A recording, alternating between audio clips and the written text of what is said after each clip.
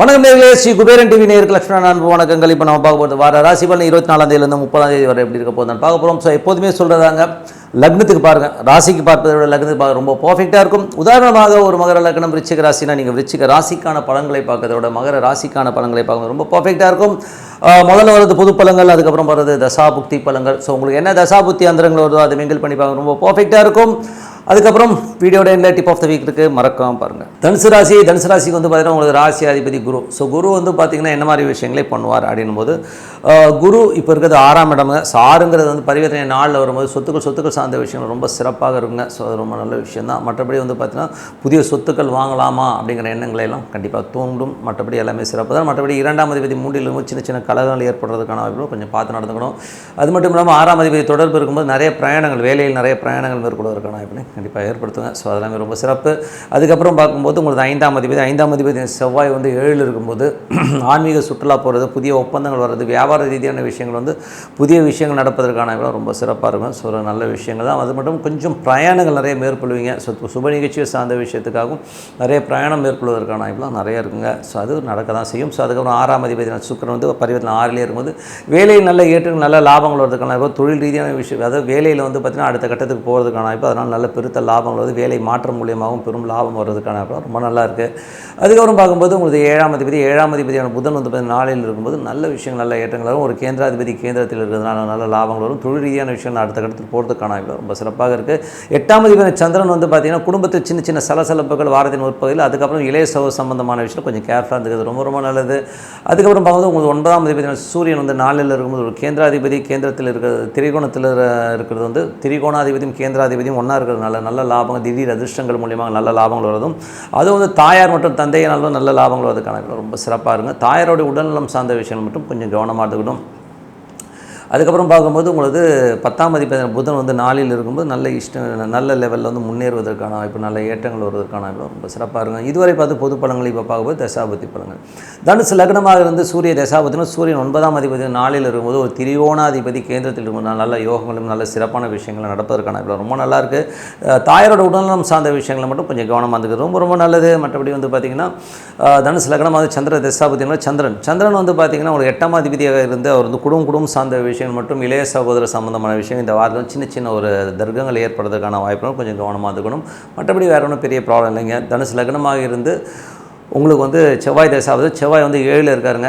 So 5ஆம் அதிபதி 7ல் இருக்கும். குழந்தையோட சுப நிகழ்ச்சி சார்ந்த விஷயங்கள் நடப்பதற்கான வாய்ப்பு, அதுக்கான செலவுகள் நடப்பதற்கான வாய்ப்பும் நிறைய இருக்குங்க. ஸோ தனுசு லக்னம் வந்து ராகு தசாவது, ராகு 4ல் இருக்காருங்க. ஸோ 4ல் இருக்கிற ராகு வந்து என்ன மாதிரி விஷயங்களை பண்ணுவார், குருவுடைய சாரத்தில் இருக்கும்போது வேலையில் நிறைய ஏற்றங்கள் வருவதற்கான வாய்ப்புலாம் நிறைய இருக்குது. ஸோ அது வந்து பார்த்திங்கன்னா உங்களுக்கு வந்து ஒரு பெரிய வீடு வாங்கலாம், சொத்துக்கள் வாங்கணும், இல்லை தாத்தா சம்பந்தமான சொத்துக்கள், உங்களுக்கு பூர்வீக சொத்துக்கள் ஏதாச்சும் வரணுன்றது அது வருவதற்கான வாய்ப்பு ரொம்ப சிறப்பாக இருக்குது. ஸோ கொஞ்சம் வந்து நீங்கள் மெனக்கடணும், அவ்வளோதான்.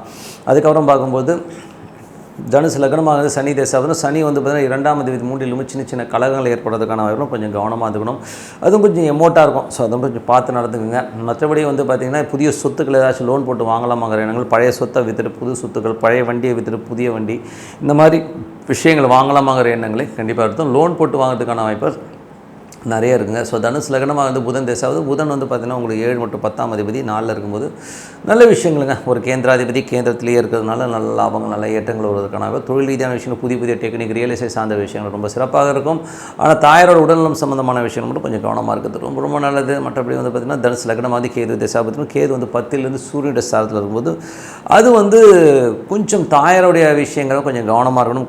கணவன் மனைவிக்கு நடுவில் வந்து தாயாரினால் ஒரு சின்ன சிக்கல்களோ ஒரு டென்ஷன்ஸோ வர்றதுக்கான நிலபுலங்களில் வந்து சின்ன ஸ்ட்ரெஸ் வர்றதுக்கான வாய்ப்புகளும் கொஞ்சம் கவனமாக இருக்கணும். தனுசு லக்னம் வந்து சுக்கிர தசா, சுக்கிரன் வந்து பார்த்திங்கன்னா உங்களுக்கு வந்து வேலையில் நல்ல ஏற்றங்கள், நல்ல லாபங்கள் வரதுக்கான வாய்ப்புலாம் இருக்கும். கணவன் மனைவிக்குள்ள சின்ன ஒரு தர்க்கங்களோ ஒரு சண்டை சச்சரவு வரதுக்கான வாய்ப்புகளும் கொஞ்சம் கவனமாக இருக்குது ரொம்ப நல்லதுங்க. ஸோ மற்றபடி என்னங்க இதில் ஒரு கேல்குலேஷன்ஸ், எது ப்ளஸ் எது மைனஸ்ங்கிற கொஞ்சம் வந்து கேல்குலேட் பண்ணாலே எல்லாமே சிறப்பாக இருக்குங்க. ஸோ மற்றபடி எல்லாமே சிறப்பு தான். ஸோ இது வந்து அப்ளை பண்ணி பாருங்கள். அப்ளை பண்ணிங்கன்னா தான் ரெகுலராக இது அப்ளை பண்ணி பார்க்கும்போது நமக்கு வந்து இது கரெக்டாக வந்து பிடிபடும். ஸோ கண்டிப்பாக அப்ளை பண்ணி பாருங்கள். ஸோ என்னை பொறுத்தவரை ஒரு பிரார்த்தனை, மனதார இறைவனை பிரார்த்தனை பண்ணும்போது கண்டிப்பாக அடுத்த லெவல் போகிறதுக்கான வாய்ப்புலாம் ரொம்ப சூப்பராக இருக்கும். ஸோ டெய்லி வந்து ஒரு இறைவனை, ஸோ ஓம் நமச்சிவாய இறைவன் உள்ளுக்குள்ளே இருக்கிறதா நினச்சி ஒரு சாண்டிங் ஒரு 10 நிமிஷம் பண்ணி பிரார்த்தனை பண்ணுங்கள். அந்த பிரார்த்தனை வந்து கண்டிப்பாக அடுத்த லெவல் போகிறதுக்கான வாய்ப்புலாம் கண்டிப்பாக ஏற்படுத்தும். ஸோ இப்போ பார்க்கும்போது dip of the week. So dip of the வீக்கில் வந்து பார்த்திங்கன்னா இப்போ வந்து கிட்டத்தட்ட ஒரு 6 கிரக சேர்க்கைகள் வந்து மீன ராசியில் வருதுங்க. ஸோ அப்போது அது என்ன மாதிரி பலன்களை ஏற்படுத்தும்? ஸோ முன்னாடியே சொன்ன மாதிரி பார்த்திங்கன்னா இதில் வந்து மேஜராக அஃபெக்ட் ஆகிறது வந்து பார்த்திங்கன்னா இந்த சனியும் ராகுவும் வந்து அந்த ஏப்ரல் மாதம் பூரா அந்த இடத்துலேயே இருக்கும்போது ரொம்ப ஒரு ஸ்ட்ரெஸ்ஸான ஒரு சூழ்நிலை கண்டிப்பாக ஏற்படுத்தும். ஏன்னா வந்து அது வந்து கிட்டத்தட்ட ஒரு மாதமாக அங்கே இருக்க போது. அது மட்டும் இல்லாமல் மற்ற கிரகராசிகளும் பார்த்திங்கன்னா ஒரு கிரகங்களுடைய ஒரு கன்ஜக்ஷன் அங்கே இருக்கும்போது என்ன மாதிரி விஷயங்கள் நடக்கும்னு பார்க்கலாம். இப்போ ராசி பிரகாரம் எப்படி இருக்குன்னு பார்க்கலாம். மேஜராக வந்து பார்த்திங்கன்னா மேஷ ராசிக்காரர்கள், மேஷ லக்னக்காரர்களுக்கு வந்து பார்த்திங்கன்னா உங்களுக்கு வந்து மேஜராக வந்து சனி ராகுனும் போதே பெருத்த லாபங்கள் வரும்னு நினச்ச இடத்துல தான் ஒரு ஸ்ட்ரக்காகி போய் நிற்கிறது, கொஞ்சம் வந்து எமோட் ஆகுது, நைட்டு தூங்காமல் இருக்கிறது, இந்த மாதிரி விஷயங்கள்லாம் பண்ணும். ஸோ அதனால் வந்து கொஞ்சம் கவனமாக இருக்கணும். ஸோ எந்த மாதிரி விஷயங்களை நமக்கு வந்து நினச்சி நம்ம பாதிப்படைவோம் அப்படின்னு சொல்ல போகும்போது சனி 3ஆம் பார்வை.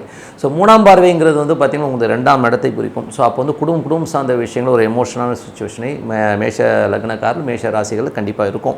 ஸோ அதனால் கொஞ்சம் கேர்ஃபுல்லாக இருந்துக்குங்க. ஸோ அதுக்கப்புறம் பார்க்கும்போது உங்களுடைய 7ஆம் பார்வையாக வந்து வேலை சம்பந்தமான விஷயங்கள், வேலை ஆட்களால் ஒரு எமோஷனோ ஸ்ட்ரெஸ்ஸஸோ இருக்கிறதுக்கான வாய்ப்புகளும் கொஞ்சம் கவனமாக இருக்கிறது ரொம்ப ரொம்ப அவசியம். அதுக்கப்புறம் பார்த்து சனியுடைய 10ஆம் பார்வை. ஸோ 10ஆம் பார்வை என்னும்போதே அது வந்து உங்களுக்கு வந்து தனுசை பார்க்குதுங்க. ஸோ தனுசை பார்க்கும்போது உங்களுக்கு தந்தை சார்ந்த விஷயங்கள், வெளிநாட்டில் இருக்கிறவங்க வந்து ஒரு எமோஷனான சிச்சுவேஷன்ஸை ஏற்படுத்தும். அது மட்டும் இப்போ 12ஆம் இடத்துலேயே இருக்கும்போது என்னமோ நிறைய விரயங்களை ஏற்படுத்தும். இதனால் வந்து என்ன ஆகும் அப்படின்போது நிறைய நமக்கு நினச்சி கூட பார்க்க முடியாத அளவுக்கு ஒரு செலவுகளை ஏற்படுத்துறதுக்கான வாய்ப்புகளும் கொஞ்சம் கவனமாக இருக்கணும். அப்போ என்ன பண்ணலாம்?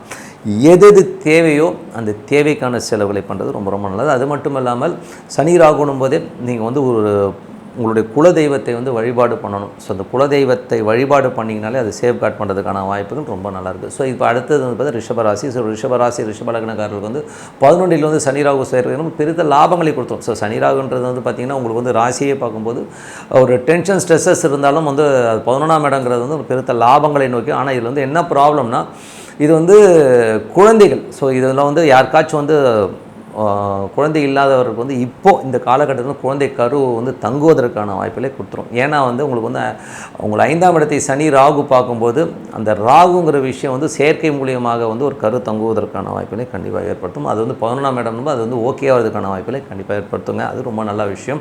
ஏன்னா ட்ரீட்மெண்ட்டுக்கான கிரகம் வந்து ராகுவும் கேதுவும் ரொம்ப நல்லா ஒர்க் ஆகும். ஸோ அது வந்து ரொம்ப பெரிய ப்ளஸ்ஸு. அது கேது அங்கே இருக்கும்போது கண்டிப்பாக ஓகே ஆகிறதுக்கான வாய்ப்புகளை கண்டிப்பாக ஏற்படுத்தும். அதுக்கப்புறம் பார்க்கும்போது உங்களுக்கு 8ஆம் இடம். ஸோ 8ஆம் இடம் வந்து எதிரிகளால் திடீர் லாபங்கள் வர்றதுக்கான வாய்ப்பை ரிஷபராசிகள் கண்டிப்பாக கொடுத்துரும். ஸோ அதுக்கப்புறம் பார்க்கும்போது உங்களுக்கு 3ஆம் மிதுன ராசிக்காரர்களுக்கு வந்து 10. ஸோ தொழில் ரீதியான விஷயங்கள் ரொம்ப கவனமாக இருக்கணும். ஸோ தேவையில்லாத ஒரு விரயங்கள் ஏற்படுறதுக்கான வாய்ப்புகள் இருக்குது. சொத்துக்கள், தாயாரோட உடல்நிலை சம்பந்தமான விஷயங்கள் கொஞ்சம் கேர்ஃபுல்லாக இருக்கணும். கணவன் மனைவியினுடைய கொஞ்சம் சின்ன ஸ்ட்ரெஸ்ஸஸ் இருக்கிறதுனா இந்த மாதிரி விஷயங்கள் வந்து ரொம்ப பாதிப்புகளை ஏற்படுத்துறதுக்கான வாய்ப்புகளை கொஞ்சம் கவனமாக இருக்கிற காலகட்டமாக இருக்குது. அதே நேரத்தில் வந்து கடக லக்னக்காரர்களாக இருந்தீங்கன்னா உங்களுக்கு வந்து பார்த்தா பெருத்த லாபங்களை நோக்கி உங்களுக்கு எண்ணங்கள் செல்லும். அதுக்காக வந்து அலைவீங்க, இங்கே போகலாம் அங்கே போகலான்னு. ஸோ உங்கள் முயற்சிகள் வந்து பெரிய வெற்றிகள் கிடைக்கும். அலைச்சல்கள் ஜாஸ்தி இருக்கிறதுக்கான கொஞ்சம் கவனம் வரணும். தந்தையோட உடல்நலம் சம்பந்தமான விஷயங்களும் கொஞ்சம் கவனமாக இருக்கிறது ரொம்ப ரொம்ப நல்லது. வேலையிலும் பார்த்திங்கன்னா கொஞ்சம் எமோட்டாக இருக்கிற மாதிரி விஷயங்கள் பார்த்து நடந்துக்கணும். ஸோ இது வந்து கடகராசிக்காரர்கள்.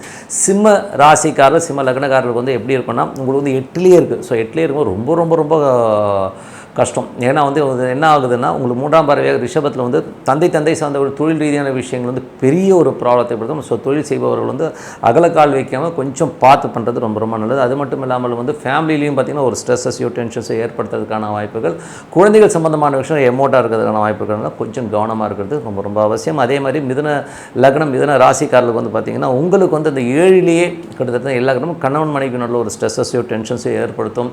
அதே நேரத்தில் வந்து தாயாரோட உடல்நலம் சம்பந்தமான விஷயங்களை ஒரு ஸ்ட்ரெஸ்ஸோ டென்ஷன்ஸோ ஏற்படுத்துறதுக்கான வாய்ப்புகள் நிறைய இருக்குது.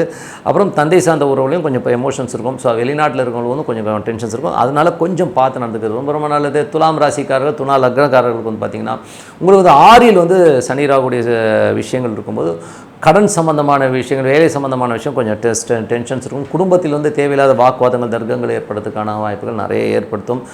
அது மட்டும் இல்லாமல் 8ஆம் இடத்துக்கு வந்து பார்வை சனியுடைய பார்வை இருக்கும்பொழுது கொஞ்சம் எமோட் ஆவீங்க, ஒரு மாதிரி ஒரு ஸ்ட்ரெஸ்ஸஸோ டென்ஷன்ஸோ உங்களுக்கே ஏற்படுத்தும். ஸோ அதனால் வந்து கொஞ்சம் நெகட்டிவ் ஃபீலிங்ஸ், நெகட்டிவிட்டியான தாட்ஸ் வர்றதுக்கான கொஞ்சம் கவனமாக இருக்குது, ரொம்ப ரொம்ப நல்லது. ஸோ அதான் கொஞ்சம் ஜாக்கிரதையாக இருந்துங்க. வேலை விஷயங்களும் தேவையில்லாத ஒரு கமிட்மெண்ட்டோ தேவையில்லாத தர்க்கங்களே தவிர்த்துக்கு ரொம்ப ரொம்ப நல்லது. அதுக்கப்புறம் பார்க்கும்போது உங்களுக்கு விருச்சிக லக்னம் விருச்சிக ராசிக்காரர்களுக்கு வந்து பார்த்திங்கன்னா உங்களுக்கு வந்து குழந்தைகள் சம்மந்தமான விஷயங்கள், ஒரு ஸ்ட்ரெஸ்ஸஸ், குடும்பம் சம்மந்தமான விஷயங்கள், ஒரு டென்ஷன்ஸ் வர்றதுக்கான வாய்ப்புகளை நிறைய ஏற்படுத்தும். அதனால் அதுக்கப்புறம் கணவன் மனைவிக்கு நடுவில் வந்து ஒரு தேவையில்லாத வாக்குவாதங்களோ டென்ஷன்ஸோ ஏற்படுத்தும். ஸோ இதுதான் வந்து விருச்சிக லக்னம் விருச்சிக ராசிக்காரர்களுக்கு ஏற்படுத்துறதுக்கான வாய்ப்புகளாக இருக்கும். அதே மாதிரி வந்து பார்த்திங்கன்னா தனுசு லக்னம் தனுசு ராசிக்காரர்களுக்கு வந்து பார்த்திங்கன்னா சொத்துக்கள், வீடு சம்மந்தமான விஷயம், ஒரு டென்ஷன், ஸ்ட்ரெஸ்ஸஸும், தாயாரோட உடல்நலம் சம்மந்தமான விஷயம் ரொம்ப கேர்ஃபுல்லாக இருந்துக்கணும். அது நீங்கள் பார்த்து நடந்துங்க. அது மட்டும் இல்லை, வேலையில் வந்து தேவையில்லாத ஒரு ஸ்ட்ரெஸ்ஸஸோ டென்ஷன்ஸோ ஏற்படுத்தும். அதே மாதிரி உங்களுடைய தொழில் ரீதியான விஷயங்கள் வந்து அகலக்கால் வச்சு கொஞ்சம் ஸ்டக் ஆகிறதுக்கான வாய்ப்புகளுக்கு கொஞ்சம் பார்த்து நடந்துக்கணும். அதே மாதிரி மகர லக்னம் மகர ராசிக்காரர்களுக்கு வந்து பார்த்திங்கன்னா உங்களுக்கு வந்து 3ஆம் இடத்துல வந்து பார்த்திங்கன்னா சனியின் ராகும் ஒரு கன்ஜக்ஷனில் நிற்கும்போது என்ன மாதிரி விஷயங்கள் நடக்கணும் போது மகரத்துக்கு வந்து உங்கள் முயற்சிகள் வந்து திடீர்னு ஒரு ஸ்டக் ஆகிற மாதிரி, ஒரு எமோட் ஆகிற மாதிரி விஷயங்களே கண்டிப்பாக ஏற்படுத்தும். குழந்தைகள் விஷயங்களும் தேவையில்லாத ஒரு எமோஷன்ஸ் இருக்கும். அதே மாதிரி வந்து பார்த்திங்கன்னா தந்தை சார்ந்த உறவுகள், வெளிநாட்டில் இருக்கணும், ஒரு எமோஷன்ஸான விஷயங்கள் இருக்கும். அதனால் கொஞ்சம் பார்த்து நடந்துக்கணும். அதுக்கப்புறம் ராசி கும்ப லக்னக்காரர்களுக்கு வந்து பார்த்திங்கன்னா குடும்பத்தில் வந்து தேவையில்லாத ஒரு எமோஷன்ஸ், வீடு சொத்துக்கள் சம்மந்தமான விஷயங்கள், ஒரு டென்ஷன்ஸ் இருக்கும். அதே மாதிரி எதிரிகள், ஸோ நமக்கு தேவையில்லாத ஒரு எதிரிகள் வந்து நமக்கு முன்னாடி ஒரு டென்ஷன்ஸ் ஆகிறதுக்கான இவ்வளோ கொஞ்சம் பார்த்து நடந்துக்கணும். மீன லக்னம் மீன ராசிக்காரர்களுக்கு வந்து பார்த்திங்கன்னா உங்களுக்கு வந்து ராசியிலே இருக்கும்போது நமக்கு வந்து வேலை போயிடுமோ, வேலை விஷயங்கள் வந்து தேவையில்லாத ஒரு பயத்தை ஏற்படுத்தும். ஸோ அந்த மாதிரி விஷயங்கள் இருக்கும். அதே மாதிரி வந்து தேவையில்லாத சந்தேகங்கள், இப்படி ஆகிடும் அப்படி ஆகிடும்னு சொல்லிட்டு நமக்கு ஒன்றுமே ஆகாத போதே நம்ம வந்து இல்யூஷன்லேயே வந்து அந்த மாதிரி கற்பனையிலேயே வந்து ஒரு டென்ஷனோ ஸ்ட்ரெஸ்ஸோ வரதுக்கான வாய்ப்பும் ரொம்ப கவனமாக இருக்கணும். அதுக்கப்புறம் பார்த்து கணவன் மனைவி உறவில் வந்து தேவையில்லாத எமோஷன்ஸ், தேவையில்லாத வாக்குவாதங்களை தவிர்த்துக்கிறது ரொம்ப ரொம்ப நல்லது. தொழில் ரீதியான விஷயங்கள் வந்து அகலக்கால வைக்காமல் இருக்கணுங்க. ஸோ இதுதான் வந்து 12 ராசிக்காரர்கள் இந்த காலகட்டத்தில் வந்து மேஜர் அஃபெக்ட் ஆகுது. அதுவும் வந்து சனி ராகு வந்து 1 மாதம் இருக்குது ஏப்ரலில். ஸோ அதனால் வந்து இந்த ராசிக்காரர்கள் ரொம்ப ஜாக்கிரதையாக இருக்கின்ற ஒரு காலகட்டம் பார்த்து நடத்துங்க. ஸோ இதை வந்து கொஞ்சம் ஃபாலோ பண்ணிக்கிங்க. ஏன்னா இந்த விஷயங்கள் வந்து நீங்கள் அலர்ட்டாக இருந்தீங்கனாலே ரொம்ப சிறப்பாக இருக்கும். மற்றபடி என்னங்க, ஸோ எல்லாமே சிறப்பு தான். ஸோ பிரார்த்தனை பண்ணுங்கள். ஸோ இதுக்கான பரிகாரம் சொல்ல போனோம்னா குலதெய்வ வழிபாடு ரொம்ப ரொம்ப நல்லது. குலதெய்வம் தெரியாதவர்கள் ஹரிஹரசுவரன் ஐயப்பனை வந்து வணங்க, எல்லாமே சிறப்பாக நடக்கும் சொல்லிட்டு உங்களிடம் விடைபெறுவது உங்கள் லக்ஷ்மி நாராயணன். நன்றி, வணக்கம். ஸ்ரீ குபேரன் டிவியை பார்த்தமைக்கு நன்றிகள். மேலும் இது போன்ற தகவல்களை தெரிந்து கொள்ள ஸ்ரீ குபேரன் டிவியை சப்ஸ்கிரைப் செய்யுங்கள். மறக்காமல் பெல் ஐக்கானை கிளிக் செய்யுங்கள்.